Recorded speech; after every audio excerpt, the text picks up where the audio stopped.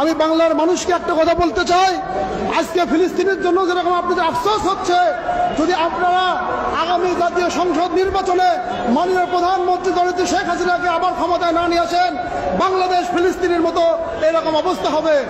যার কারণে আমি আপনাদের অনুরোধ করব, আজ যেমন ফিলিস্তিনের মুসলমানের জন্য আমরা কাঁদতেছি, দোয়া করতেছি, কিন্তু একটা সময় হবে যদি আমরা মাননীয় প্রধানমন্ত্রী জননেত্রী শেখ হাসিনাকে ক্ষমতায় আবার না নিয়ে আসি, আমাদের বাংলাদেশকে ফিলিস্তিনে পরিণত করে ছাড়বে।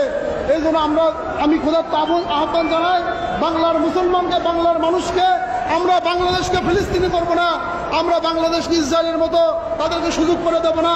এই জন্য আমি সবাইকে বলবো, আমরা ইনশাআল্লাহ আগামী জাতীয় সংসদ নির্বাচনে মাননীয় প্রধানমন্ত্রীকে নৌকা বিজয় করে আমরা দেখিয়ে দেব যে বাংলাদেশকে ইসরায়েলের মতো কারোকে ঢুকতে দেব না, কারোকে সাহস করতে দেব না, বাংলাদেশকে ফিলিস্তিনি করতে দেব না ইনশাআল্লাহ। আমি এই জন্য আপনাদের কাছে ক্ষুধার্ত আহ্বান জানাই, অনুরোধ করি, বাংলাদেশের উন্নয়ন, বাংলাদেশের মানুষের হেফাজত একমাত্র আওয়ামী লীগের হাতে, একমাত্র মাননীয় প্রধানমন্ত্রী জননেত্রী শেখ হাসিনার হাতে। এই জন্য আমরা আওয়ামী লীগকে নৌকা প্রতীকে ভোট দিয়ে ইনশাআল্লাহ বাংলাদেশকে হেফাজত করব।